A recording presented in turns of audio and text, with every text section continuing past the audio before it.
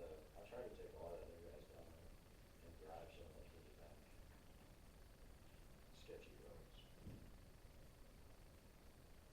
And for the longest time, like Green Valley to me was coming from Station 1 or even Station 2. Like coming from Station 3 to get to Green Valley. Like the first time I had to, I was like, oh wait, this is backwards because I was so used to coming from this direction to be able to take this backwards. Yeah, just get in the brush truck or somewhere and just go drive for a couple hours.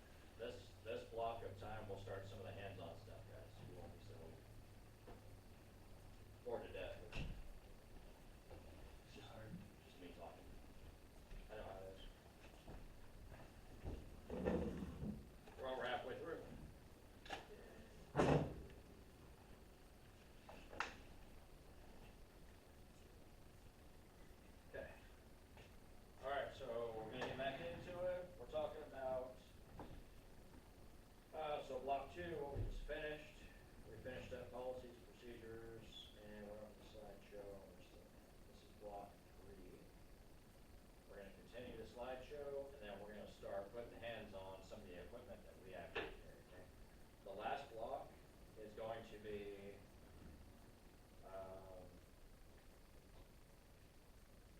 what we might do. We might switch it up a little. Actually, we're going to finish this portion. Then we're going to pass around some hardware, pass around the practice rope. We'll do some class rope, not practice, okay? Not being evaluated on or anything. And then at the end, we'll take a break, and at the end, we're going to build Z-rig stuff. I'm going to ask some of my fellow instructor ones to help with some of this hands-on stuff.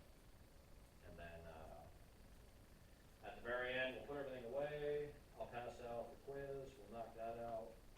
Student course evaluations, and then we're done. Is that okay? Okay. All right, so getting back into the EMS portion of this, there's a lot of things to consider when we're talking about EMS.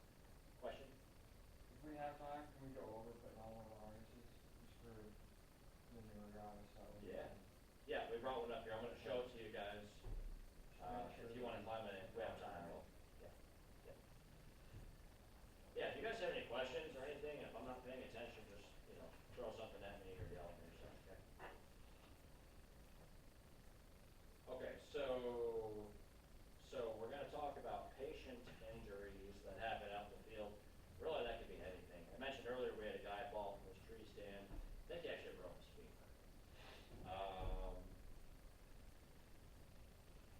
Lots of injuries can happen. I mean, there's hunting, so you could have shooting injuries, fall injuries. You could have people that are up on ropes getting tangled. Something that Springfield actually runs on more often than you would think are people that paint the water towers. Right? Those are people. They fall off and then they get entangled in the rope in the air.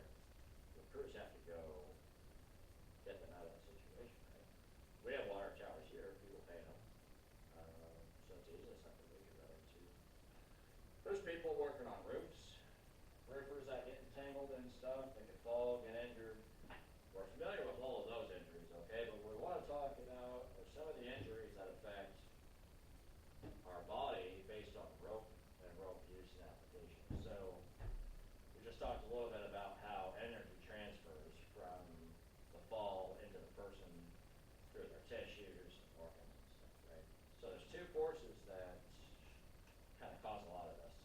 Either shear or compression. So if you got a rope wrapped around your arm and then you fall or shock load that, the shear or tearing, it's going to tear your muscle this way, okay? That's shear, tearing of muscle tissue. The other is if you fall in your harness and you compress your body the way that energy transfers through your spine, that's going to cause compression issues, okay? Both can result from one or in a logic change speed faster than the other. Body system injuries. I'm not going to beat you guys to death with EMS stuff. Your head, your neck. Your neck is especially vulnerable during rope stuff because you've got a lot of muscles in your neck to provide to protect your head from going like this, forward and backward. But there's not a lot for whiplash or compression. Really nothing. So if you fall 20 feet because your rope is too long and you shock that, as you fall, your energy increases, and when that rope goes tight and you seat in that harness, all that energy transfers into your spine. Well, most of your spine is protected by some fairly big muscles, but your neck is not. Your neck's going to, okay? That's why we have to pay attention to what we're doing when we're doing. Likewise, you could also go inverted. You could fall, go inverted, and now your spine gets pulled and goes the other way.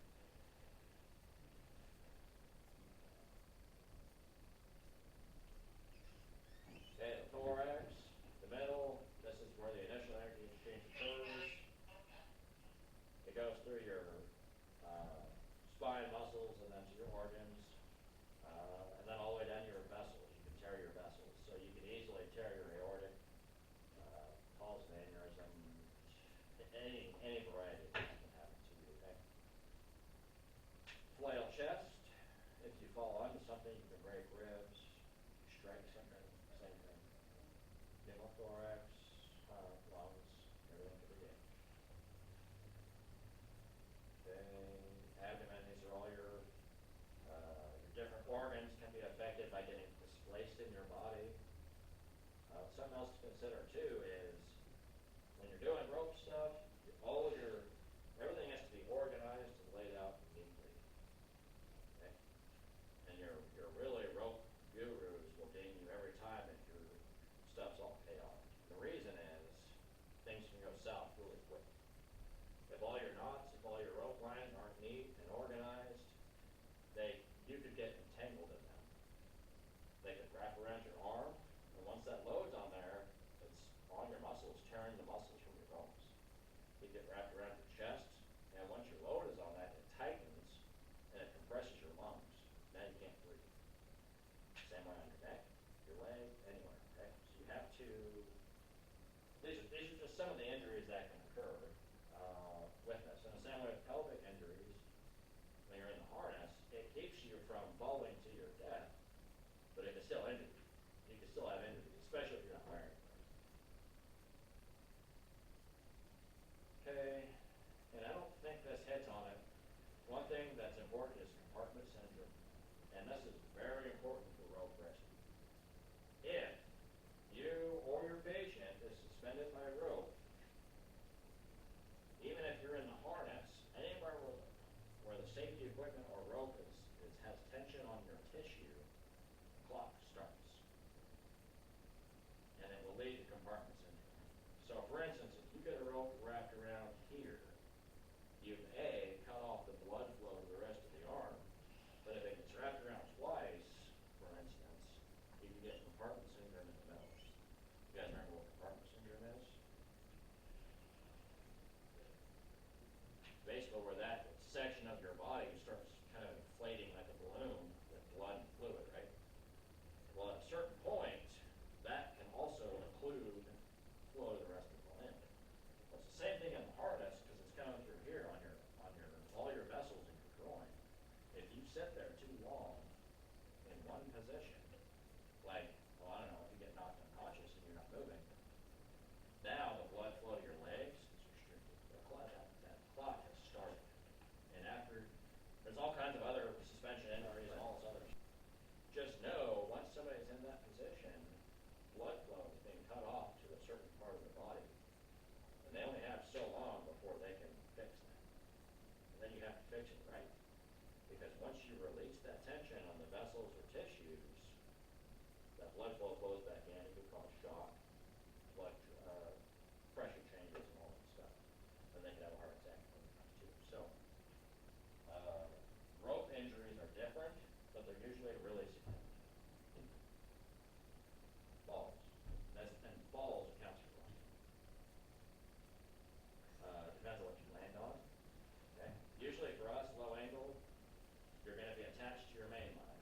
But you can still fall, hit your head on a rock, fall on a thorn bush.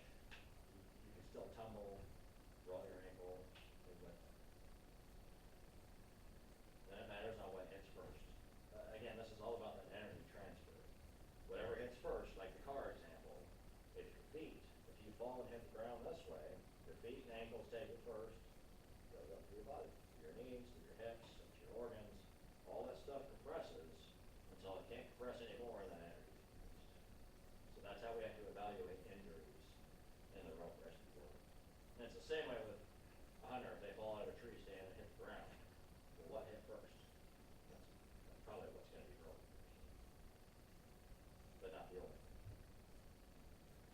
Safety essentials, PPE, we hit that. Fall protection, we hit that. Our harnesses, we'll pull out here in a minute. They have fall arresters. And it's webbing that's looped over on itself, a specific points with threading that has a certain tensile strength. And that's just one way. But if you fall, that webbing is designed to pull those threads apart. So as you fall, you stop first, those threads pull apart, the webbing opens, and then you fall a little more. That reduces the amount of energy transfer through your body. It works. Roof fall arresters and all kinds of stuff. Everything about rope rescue is redundant. Because things can go sideways really quick. There's safety checks and there's a safety officer. The safety officer, whenever you set up any rope operation, they're gonna start at one point, which is usually the anchor point. And they're gonna go from that down to the rescue end as far as they can. They're gonna put hands on the knots, the hardware. They're gonna look at it, they're gonna check it. And ultimately, it's them that says, okay, now we can start the safety the rescue operation. A second set of eyes has to go over all that stuff before it starts. Because the person rigging has a victim yelling at them, has a cop telling them how to do things, has this person yelling them how to do that. It's all redundancy and it's all for a reason. Does anybody have any questions on the EMS stuff? One thing that we'll practice, and we're not gonna hit on it much today, but when we do practice this, we'll put a victim down the ravine, and then the rescue team has to get them and their medical equipment down to the victim. There's a couple ways to do that. You can send one rescuer down with no equipment to make contact and assess the patient, but then you have to figure out how to get another rescuer and all the medical equipment down to them without making the scene worse. Another way is to send one rescuer down with the Stokes basket and a medical bag down first. It's going to take longer because the Stokes basket gets hung on the sticks and everything. But at least there's some care that can be delivered with the first person. It really just varies on the situation, and I hate using that blanket term, but it is situational. Every scene's going to be a little different, and how to get the job done is going to be a little different.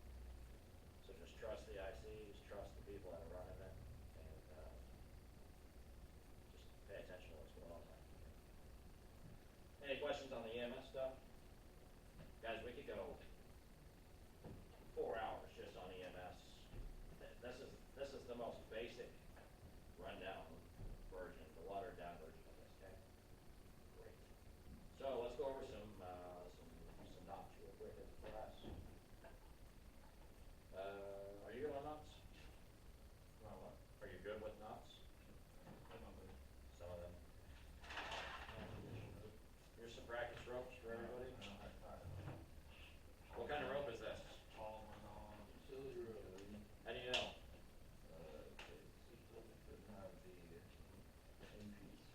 Okay, that's one way. It doesn't have the covering on the end that tells you who brought it, when, and all that stuff. Okay, did we go by the color? Okay, what diameter is it? I think that's what this one is. Generally, a life safety rope's gonna be half inch or bigger, so it's bigger than this. Which, by doing truck checks, you guys have seen our life safety rope that we use. This blue one.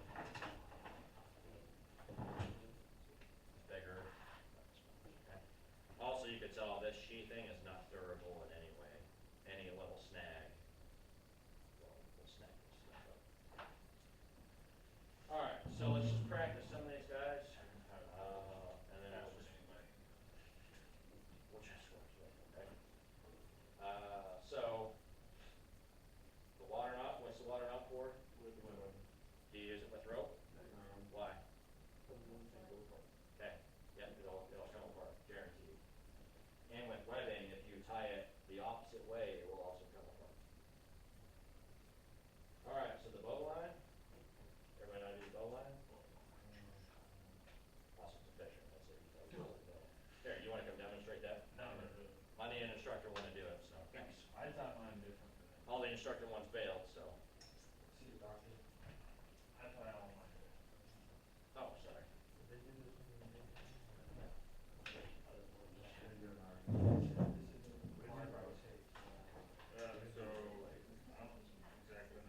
There's different ways to tie pretty much every knot. As long as the end result is correct, it's acceptable. So no matter how you get there, as long as it's tied, okay? And every individual is going to learn how to tie each knot differently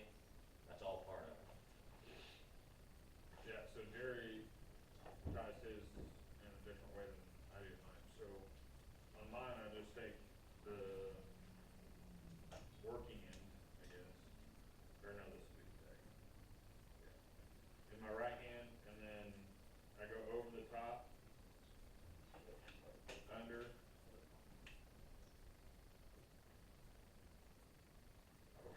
I don't know how to explain it. Yeah. I just do it. Just go slow so they can see how you're, Right. just go each motion by motion. Here, over the top, So away from you. through the loop, and back over the top. And then I grab a hold of it. Grab a hold of it. And then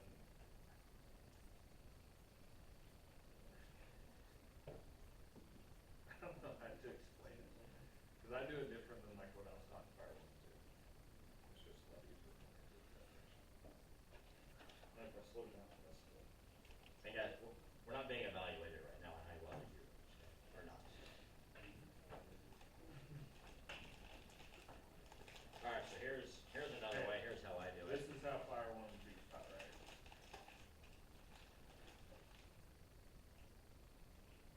The bow line, you're tying around something that's existing. So you can't do it on a bike, you have to go around the object, right? So I I'll just take it like this, and pretend like my finger is a post. Okay, so you're gonna run it around the post. Okay? Your bag of rope is down here. You're gonna take a loop here.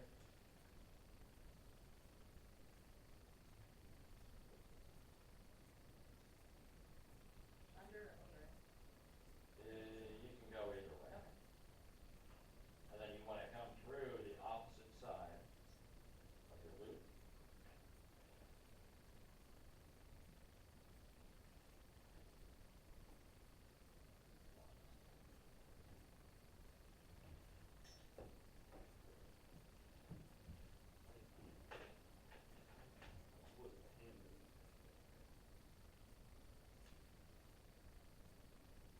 Loops top. All right. Jerry, it's pretty good, Chris. How would you do it? Gary.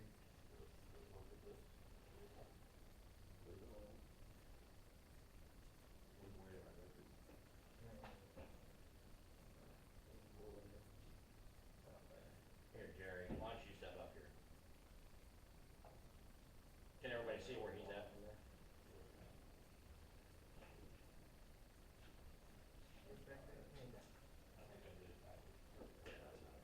Your tail ends up parallel with the loop on the inside of the loop.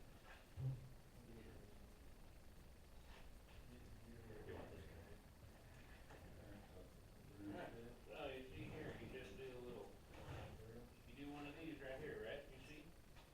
You wanna go over this part. Around, and then back. Pull it tight. And what's nice about this is the more weight you get on this, the tighter that knot gets. So it's not gonna slip. But And it won't close the loop. it won't close the loop, but you can always, no matter how much weight you put on this, you can always untie it. The tail ends up parallel to the inside of the loop. So I just went back a couple steps, so just want a little thing like that. Put it through the hole.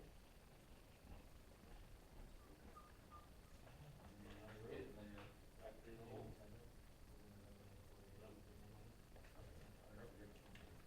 Okay?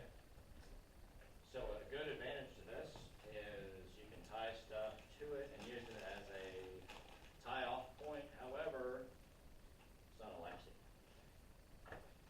All right.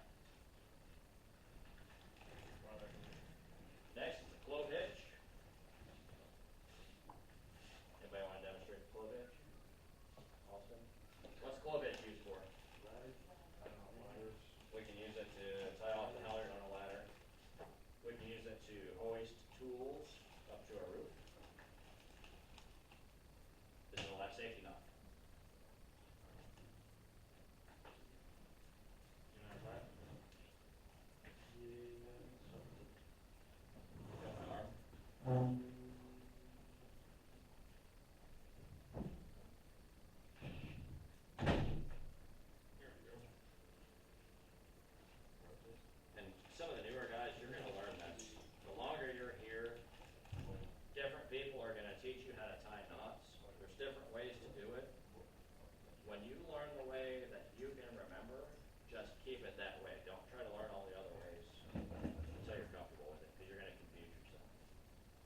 And what goes behind the clove hitch once it's tied? Overhand safety. Yep.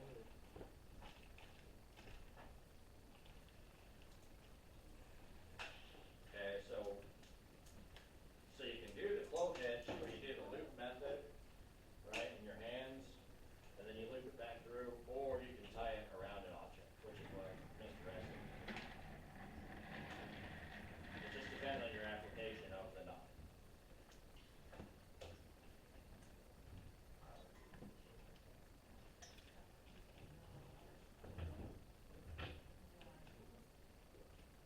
Yeah, he's doing the 2 loops. That's if you can slide it around the end of the object. If you can't, you need to be able to do it the way he's doing it.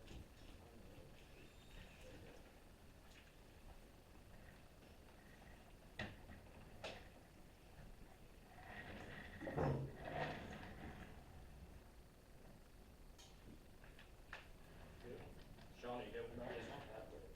Go up here and I'll show you. Ish. So that's it, you can put it around the object, so like obviously you can't hear. We're just Over the practicing top? this all right now. Yeah. That's a great idea. Make the X, and then you go around. I do the loop. Yeah, over, the clove hitch around. Make one go this way. One go the other direction. So see how this loop goes over the top of this one and over the top of this one? So don't.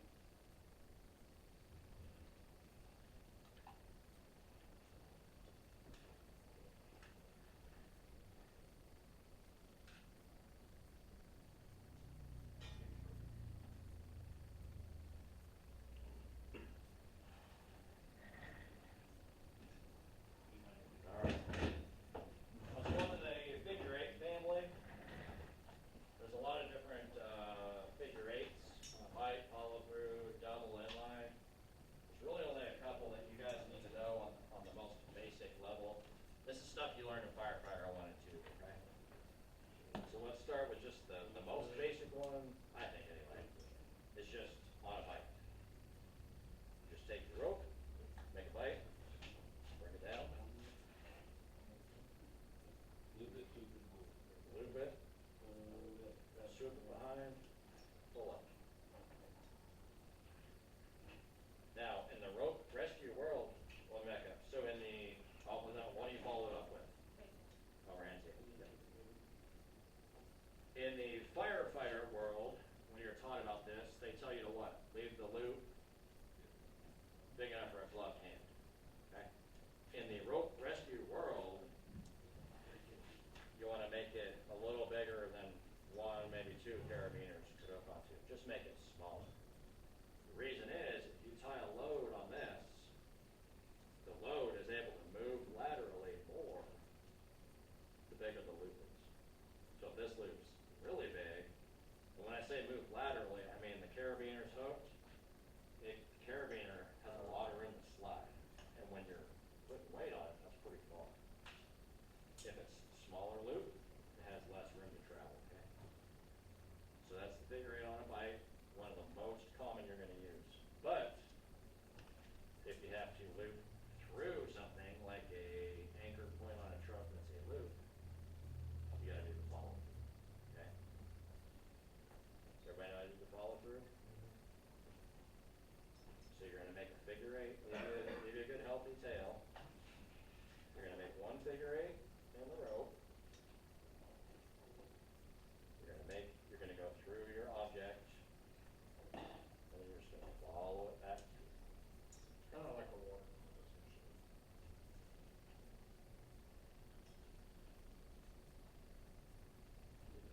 Follow it all the way back through, tuck it down. Oh, I bet nobody left enough room like me for overhand safety, right? That tail's got to be long. Okay, so if you don't have enough room, redo it. Remember what I said, when you're on the scene, you have to do it correctly. That's it. If it takes a few extra seconds to redo it, then take a few extra seconds to redo it. That's the follow through. The most common place we're going to use that is if we have to tie to an object, like a wheel or whatever.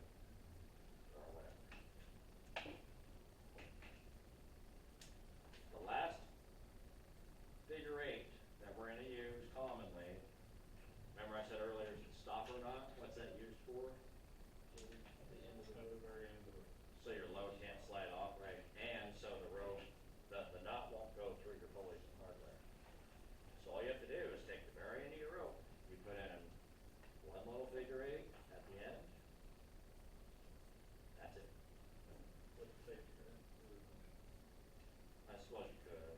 I don't think they teach it on this one. Cause this is designed, to not go through the pulleys. It won't go through the pulleys. Or if you have a gloved hand, it gives you a place to check. But that's your stopper knot. Do you wanna use an overhand safety as your stopper knot? Figure eight is your friend. If you cannot tie that, you need to be practicing on your off time, okay? Same as a flow pitch. The alpine butterfly, does anybody wanna demonstrate that? I am not gonna demonstrate that. Let me try here. Alright. Take your hand, you loop it 3 times, and then you take the middle one, and you go under all of them. Oh, that's English.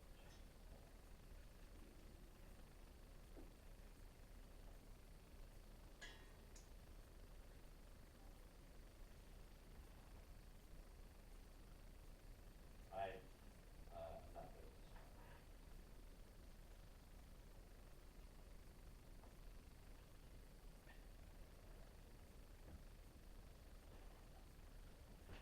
Feel like about it. Show us, Phil. Oh, yeah, come on up front, buddy. Oh, yeah, sorry. There's different ways to do this one too. You can twist it, go down through, do the snowman thing.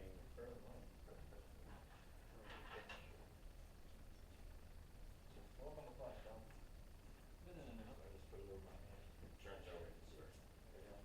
Yeah, perfect. I don't like to cross it. Cross it over twice, like that. And take your outside loop. And go underneath. Tight. Everybody see it? Yep. I will interject with this knot, keep in mind how you're using it, 'cause it's a multi-directional attachment point, right? Typically where are you placing it? In the middle of a rope that's already probably attached to a couple points, right? You want your hand in the middle of that rope, wrapping it around your hand while it's attached, Probably not. not with a bunch of other firemen around. Just be careful, like we talked about earlier about. Pay attention, Yeah, what's going on around you, pay attention. everybody's safety officer. We teach it as wrapping it around your hand, but he's saying if there's a load on the end and they were to trip and fall or something, this is gonna snatch your hand closed and you're gonna be in a lump.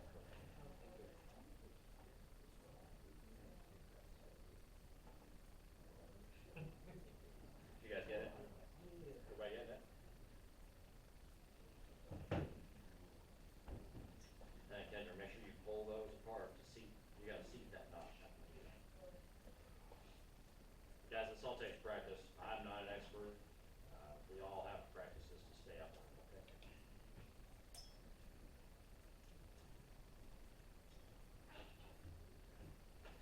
Alright, so, double fisherman. Let's get into this bag stuff real quick. I'm gonna stand up here and talk about the equipment that we have. That will continue my lecture portion of this stuff. We'll take a break, and then after that, we're gonna play with it. I'm gonna have my instructor Juan's help, teach the Z-rig portion, and then we'll wrap it up, okay? So on all of our trucks, we have this bag, or something similar. This has our pre-constructed Z-rig in it. And even the newer guys, you've seen these, you put hands on them by now, right?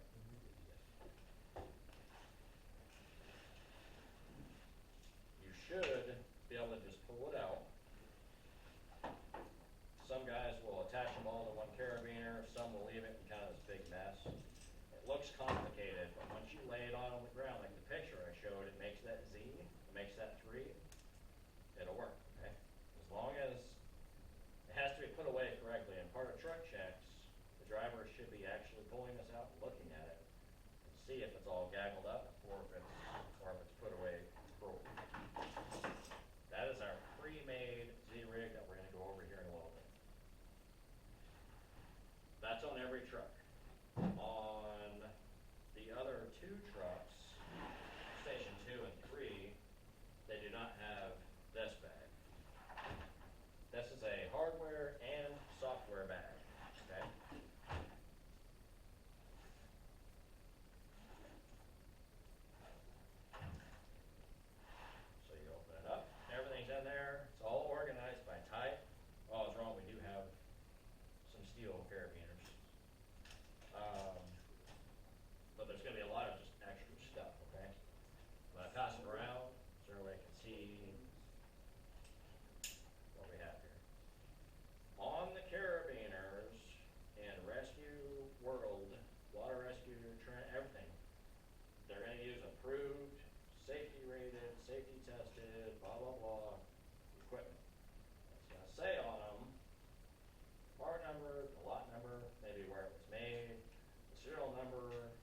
been tested to, this one's ANSI, this one's UL, and FPA, it's gonna have all that stuff on it, okay? That way we know that it's been tested and it's rated for life safety operations. That's the only equipment that we are gonna carry with our rope safety stuff. There should not be any other utility carabiners or anything like that in these bags, so it can't be mixed up on scene. It's all gonna be separate, okay? So here's one of our carabiners. You'll notice the weight.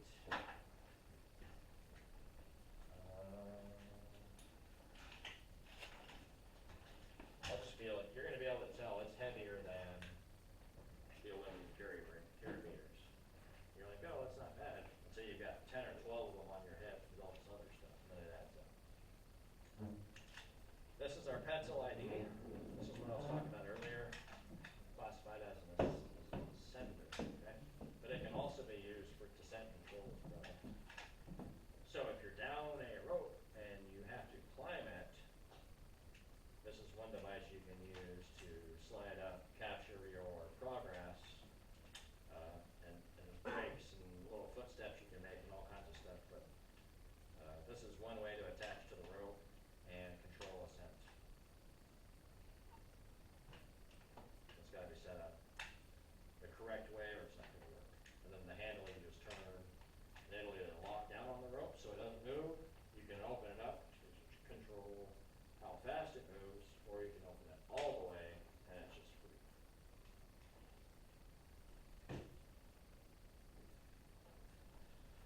This is a double pulley. Why is it a double? Glad you asked. It has two pulleys. That means two ropes can go through it.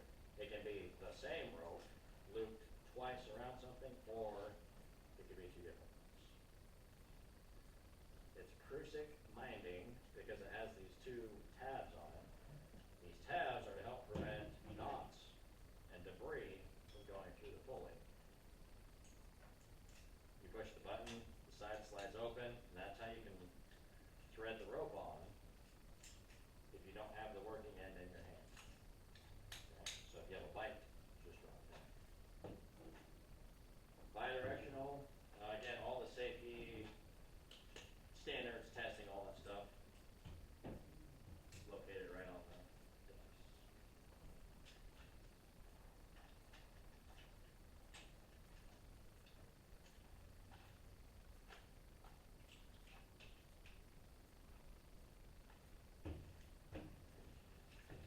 Here's another way of attaching to the rope. You can use this for ascending. This is a capture device. It says rescue sender on it. There's lots of different brands and names. This is a capture device. So as you're moving up a rope, it will automatically capture you and you can hang off this. So if you're in a harness attached to here and dangling down, you can hang freely. That's a mechanical device that you can trust. It attaches to the rope. The more weight you put on it, the tighter it gets on the rope and it won't slip. Okay? So that's a mechanical way to attach to the rope. Okay, right here is our anchor strap that we talked about. This is a pre-sewn, pre-manufactured. Like I said, it looks a little bit like a toe strap. This goes around your anchor points when you're setting up a rope system. If your anchor is this guy right here, you can either wrap it around one time, like that, or you can wrap it around multiple times back to the center. Or you can run it through. One ring is bigger than the other, and you can run it through to a single point. Why do you want to reduce the amount of distance between the anchor and the rings? So in other words, if you had an anchor and you had this out here, what's a disadvantage to this? So I'm gonna anchor my people here and send them that way. Why would you not want the rings so far from your anchor? Right, it's gonna move laterally. It's gonna slide. This can slide. Even if this is tight, this is gonna do this. Well, if it moves too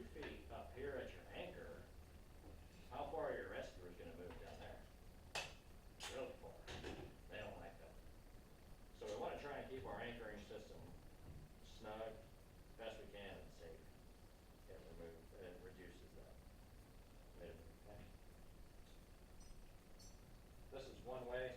What's the other way to build an anchor that I said earlier? You can use, we all have it in our firefighting bunker gear. Tubular wood. Tubular webbing, yep, it's very strong, you can use that in lieu of this.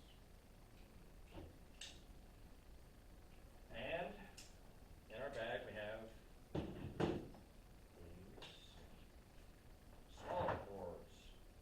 What are these used to make? Correct. Yep, these are for cruciate cords. They're smaller diameter, 6 to 9 millimeters. Okay.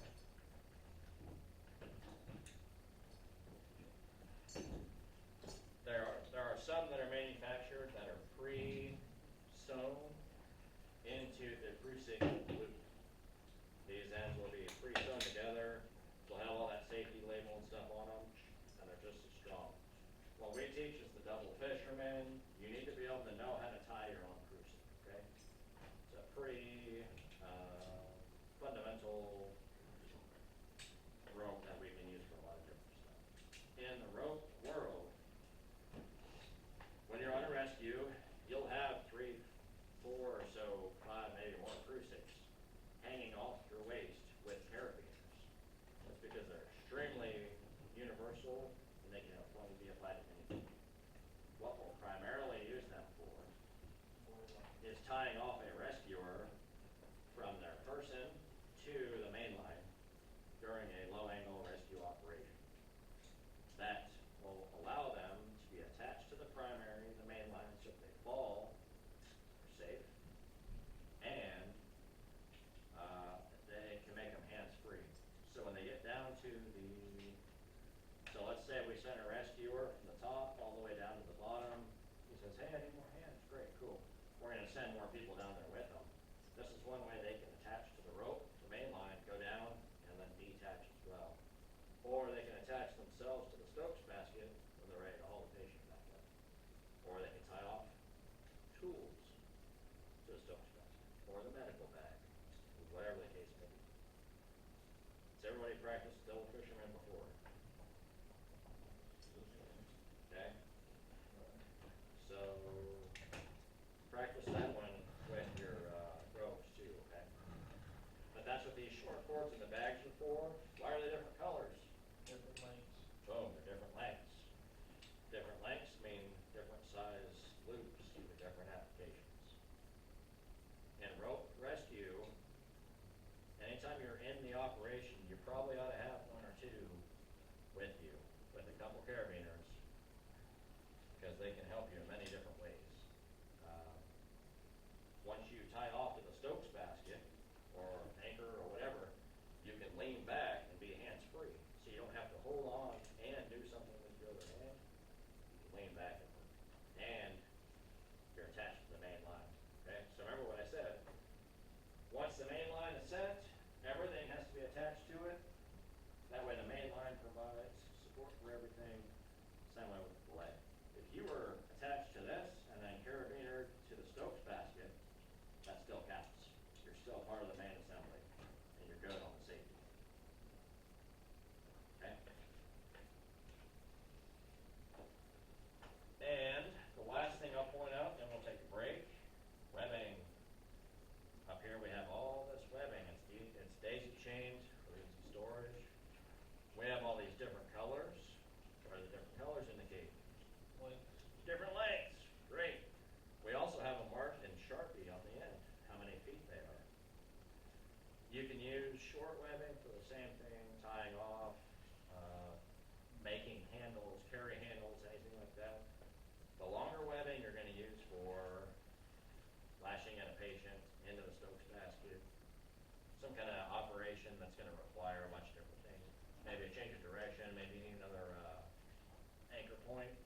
It's all tube webbing, it's all life safety webbing, and it can be used for different things. Okay?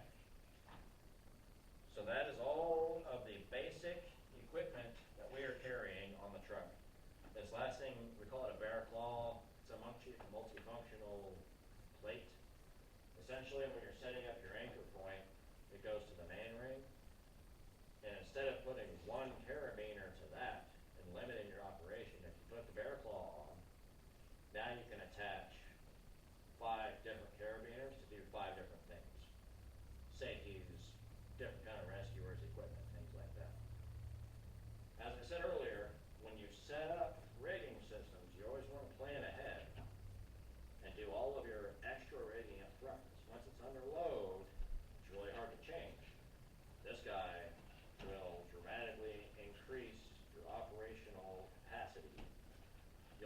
way more if this is already in place versus trying to do it manually. All right, does anybody have any questions about any of the equipment that we're carrying? Last thing's the harness. We have bags of harnesses, different sizes. What did I say earlier about harnesses? Just kind of rattle it off. 3 different classes. Yep. They have fall arresters. Remember I said the webbing is looped over on